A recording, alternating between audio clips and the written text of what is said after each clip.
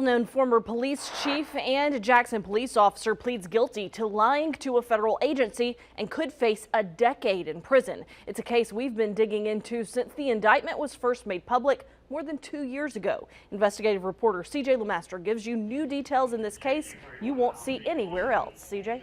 Well, Courtney Ann, moments before 53-year-old Torrance Mayfield pleaded guilty to one of 4 counts against him in federal court, a prosecutor revealed new information in the case linking Mayfield's actions to a short-lived run for Hinds County Sheriff in 2021. Now, Mayfield had been scheduled to go to trial in 2 weeks for allegedly selling ammunition and a firearm to a convicted felon, as well as lying to federal authorities. Today, he pleaded guilty only to giving that false statement in a form when he purchased a rifle in October 2021, telling the feds he would own the weapon. That rifle would later be given to a convicted felon in exchange for $3,500.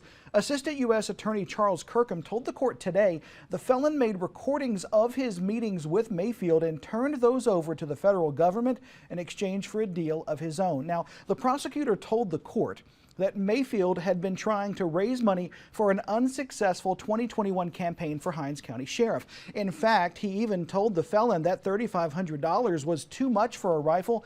The felon replied that Mayfield could use whatever money was left over for his run for sheriff. Now, this isn't the first time we've investigated Mayfield. You may remember 2 years ago, 3 on Your Side uncovered timesheets showing Mayfield claimed to work 4,500 hours of overtime in just 1 year, working all but 2 days that year. The almost superhuman amount of hours sent his paycheck soaring to $140 grand. That's more than even the police chief made. Mayfield was quietly let go from JPD and was never charged in connection with that behavior. Now, you might be wondering why, after more than a year of this case languishing in federal court, did Mayfield decide to plead guilty today?